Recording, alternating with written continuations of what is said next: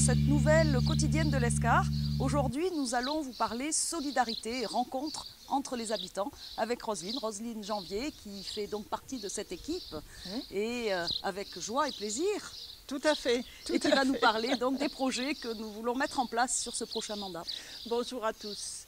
Alors je vais vous parler d'un premier axe de notre projet, c'est la mise à disposition de jeunes en service civique sur vos quartiers pour pouvoir recueillir vos idées et monter ensemble des projets collectifs où toutes les générations pourront se rencontrer. Il y a un autre axe auquel je tiens également, c'est la mise en place d'un réseau solidaire de services, d'échange de services et de savoir-faire où chacun pourra apporter sa compétence. Par exemple, vous avez cassé quelque chose, ne le jetez pas, il y aura toujours quelqu'un pour venir en aide. Et ensuite, si vous avez des compétences dans tous les domaines de la vie quotidienne, vous pouvez les mettre à disposition des autres.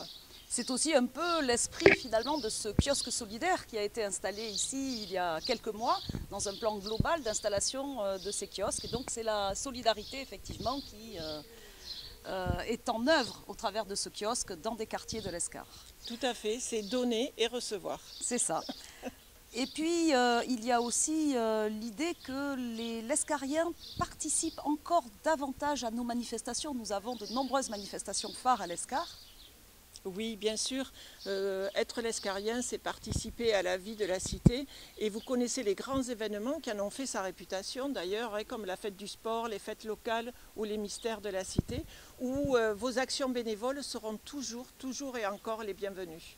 Que l'on fasse partie d'une association, elle participe déjà grandement d'ailleurs, ou que l'on soit citoyen sans faire partie d'une association, mais avec l'envie de monter aussi des projets avec nous. Oui, tout à fait. Et du coup, nous avons pensé à d'autres journées thématiques dans le domaine de la famille, de la parentalité, de la petite enfance, ou la semaine bleue par exemple. Pour les personnes âgées. Ou une journée sur les droits des femmes avec des temps de réflexion, des temps culturels et des conférences sur ces thématiques.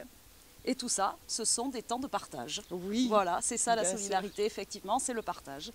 Eh bien, je vous remercie d'avoir été encore là présent pour cette quotidienne de l'Escar et je vous dis à très bientôt pour une nouvelle quotidienne. À très bientôt, au revoir.